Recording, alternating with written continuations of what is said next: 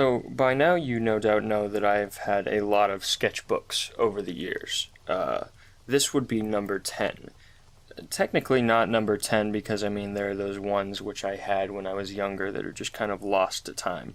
This may be kind of surprising, actually, because there's a lot of people I know, or people that I can think of, that have had, like, 50, 100 sketchbooks over the course of their life, you know? And I've just never really had that.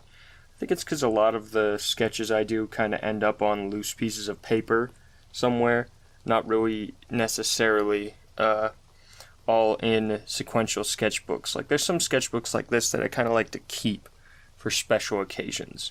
So I think that we ought to get into it. This particular sketchbook was bought by my sister, my older sister, at a flea market, I believe.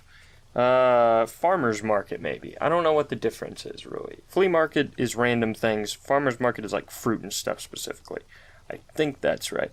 But she got me one of these. It's actual leather, handmade by someone, picked and stuff, and it's definitely one of the most unique sketchbooks I have because of its size and the way it's bound, because it doesn't just open and close. You can see it's actually got a string here. It unwraps. Leaves you with a nice little thing there. Here is the cover. Very nice. Now, something funny about this, I think I actually started it backwards. I'm pretty sure you're supposed to start at this end, because then it, like, opens up like that, you know? So I think I started it backwards, technically, but I don't care. It looks nice either way. I love this design. This is one of those sketchbooks where I really started to lean into gouache a little bit more, because I was really interested in it, you know? I made this. This was something I saw in a dream. There's a hair in there. This was some place I saw in a dream, though. It was like this mossy hillside that led to a very calm lake that was like black water, and I didn't really capture the black water too well, but I think I got the general atmosphere of it down. This is just gouache and an ink brush. Another ink brush. You can see that it doesn't really bleed through the paper at all, which is nice. That was my college algebra teacher. Wow, this was in 2019. That's truly bizarre to think about. Here was the inside of a pharmacy that I was sitting at, and I tried to see how much I could draw of it while the person I was with was getting their stuff. There's a Nautilus person. Favorite animal. Oh, these are sketches I did for a comic I made about my cat Stuart and my sister's dog Sedona. Man, those are strange to look at. I don't know. Those are weird. It's weird how those have aged. Here we have, here's this boat out on the ocean. And then here is this face, which was also done with gouache. I don't know about that one. I don't know why I did that one. I liked the color palette at the time, though. This one's very Looney Tunes inspired, I suppose. I was trying to do a nighttime scene. I got pretty far with it, but I did end up getting bored of it after a little while.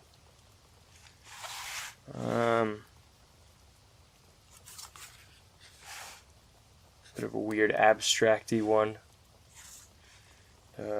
Little embroidered flower. This is the first flower I ever embroidered, and so I pasted it in here. This is that Vanta Black stuff. Pirate ship. Just a regular ship, I guess. Doesn't have to be a pirate ship. I think it was a pirate ship once they were stolen. You may have seen this one in DRAWTALK 32, I believe, or 29. DRAWTALK 29, perhaps. The MLK Jr. one. I did this small one, and then I did the big one based on it, because I really liked the color scheme. A bunch of faces and stuff. There's a kind of based on a horse mask. Like an old wartime horse gas mask, which they made, and they're very creepy. That is a big-finned squid, scourge of the sea. And then this was a photo we took at a hotel in Utah, I believe. I was challenged to draw the Mona Lisa with colored pencils. I think I did okay. I think it was alright.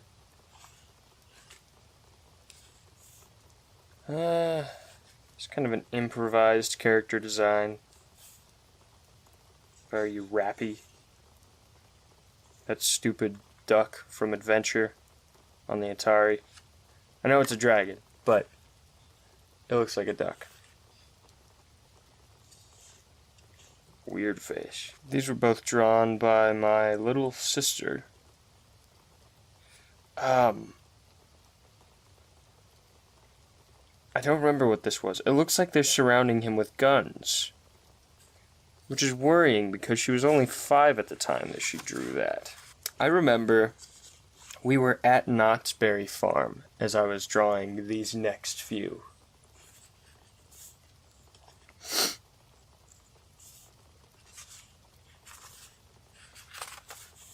I really fell out of dating things. I should date things more. This is another gouache that I liked a lot. This one was also based on a dream. It was like this Cinder Lake with like purple fog, and there were like particles everywhere. And there were these trees living in like the gravel, the black gravel cinders, and there were like people in like green screen type mesh suits that were giant. We're all standing up out of the gravel. Almost like it was like when you see person in behind the scenes, like unfinished special effects. Felt like one of those.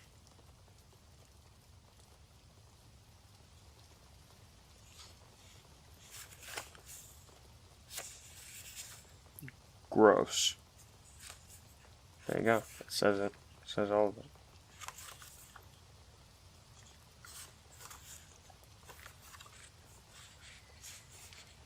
This was trying to draw a foot, my foot, because I had a hard time drawing feet at the time, but I've gotten better, okay? However, I was not good at drawing feet at this time. Look at how tiny that foot is and how short that ankle is. This actually made it onto a tarot card, but when I did make it, I like cropped it, because yeah. Not bad though. I think the shading turned out nice on like the abs. I think it's pretty good shading. Yeah.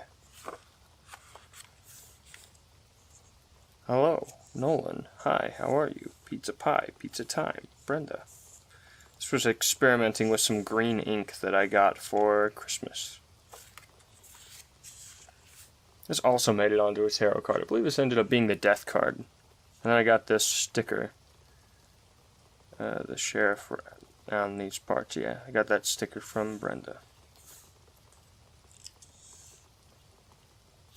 Weird text. That doesn't mean anything. I forgot I even made this one. Random little shapes.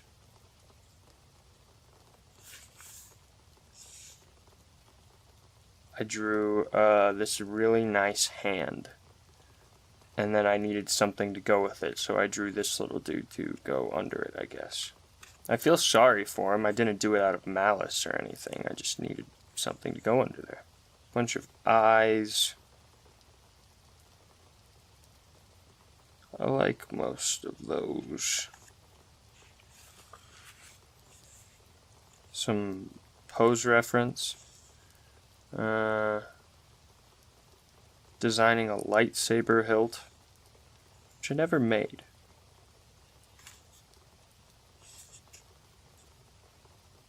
Designing more lightsaber hilts. More lightsaber hilts. Some Bugs Bunny. Here. Now. Sure. Biggs Binkle. also made it onto a tarot card, like this techno cave thing. How are you? Fair question. Until next time. Hey, I say that. Sometimes.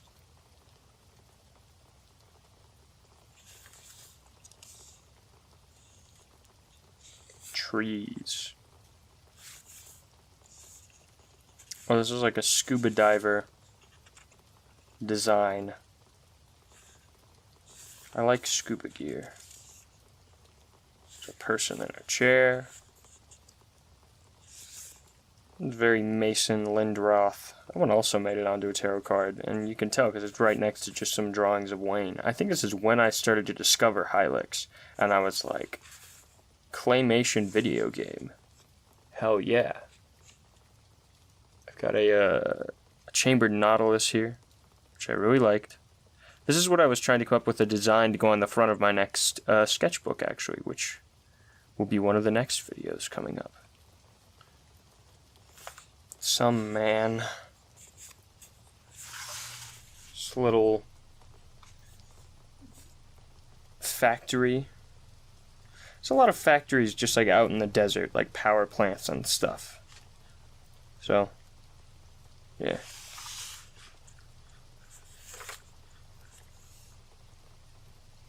Just like a bunch of stuff on a wall.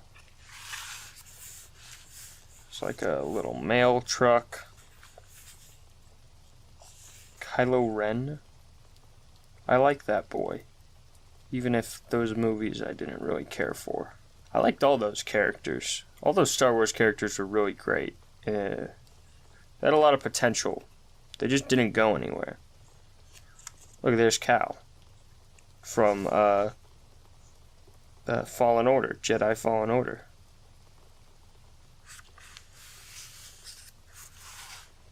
It's this room. Also from a dream. There's like this stone tile balcony room.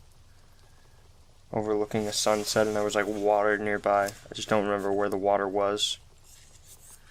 It's kind of like a Cyberman type design. Pretty much a Cyberman. I don't know. I like how this looked. I like how dirty it turned out. It looks suitably filthy and plasticky, and a little bit of metal. You know, it's good. It's what I like. Another random thing. Face. Ooh, I like this one. This is a claymation based painting. I was watching a lot of Gumby shorts at the time. I love the look of claymation. Claymation has such a unique look because oftentimes it'll be dark skies and the ground will be like super lit. And it's like, where's all this light coming from? I don't know.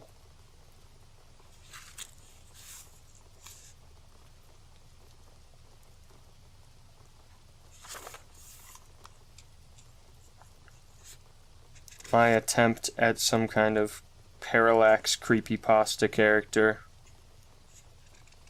It's whatever. It's okay.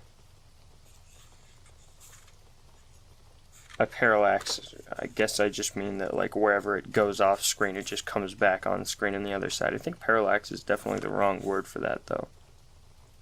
Miles Morales. This is the shark. This was a Polaroid of baby Jesus and the Mother Mary. Taken by my friend Allison, and it was a test shot to try out a camera, and she was going to throw it away, but it looked suitably forlorn or something. I don't know what that makes me feel. It's like a light room, but it's dark. And there's like a little shadow in the corner here. Something is going to pop in the frame. I don't know. We have Leon and Claire, except Leon is PS1 Leon. I thought that was funny. That made me laugh, because he's all like triangle bits and stuff. And then, speaking of Leon, what the? Am I right? Got him. Again, guys, I'm sorry I don't show a lot of this stuff. Just, I'm not quite ready. That is the, snap. This was an alien that somebody actually saw, or said that they actually saw. And I cannot remember their name right now, but I will put it up. That was some boxer. That was some other boxer. Elf boy. And there's a sketch of Callum from that show we're working on. Yeah, I'll link that below. I never finished that. It was a landscape, I think. I had an idea, a podcast about dissecting one single joke. It would be an April Fool's Day podcast, but the idea is that it would be so incredibly unfunny. And that's the joke, I guess, is just that it would be unfunny and awkward. Pumpkinhead. Face. Pumpkinhead. Movie Sonic. Goblin. A trip to the moon. Actually, I like that. I think I like that turned out. Pose reference, and I put them on a mushroom.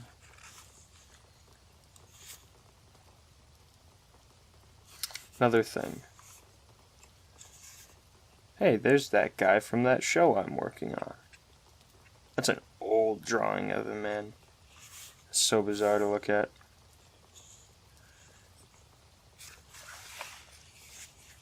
This is a 2072 Space Wagon. Would have wood paneling all around, you know. Taking the family on vacay in space. This is important. Remember this. These are the 3 things to watch out for regarding domains of functions. So, no zeros in denominators. There's no negatives under even radicals. Very important. And you must have positive log arguments. Logarithmic arguments. And all of that means absolutely nothing to me. This dude's playing piano, and he looks groovy.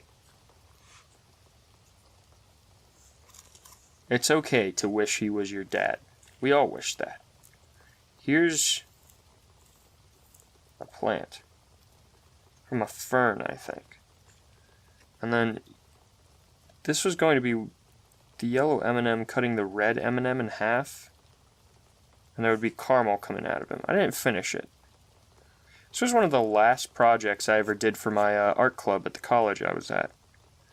And we didn't end up finishing it, because I think that right then was when the lockdown happened.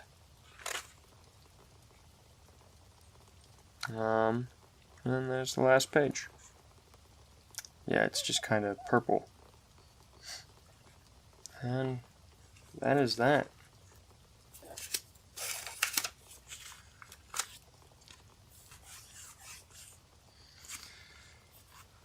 Alright. It sounds like people are up and about out there. So, I'm going to wrap this up. And, I will talk to you guys later. So, bye-bye. You know the truth.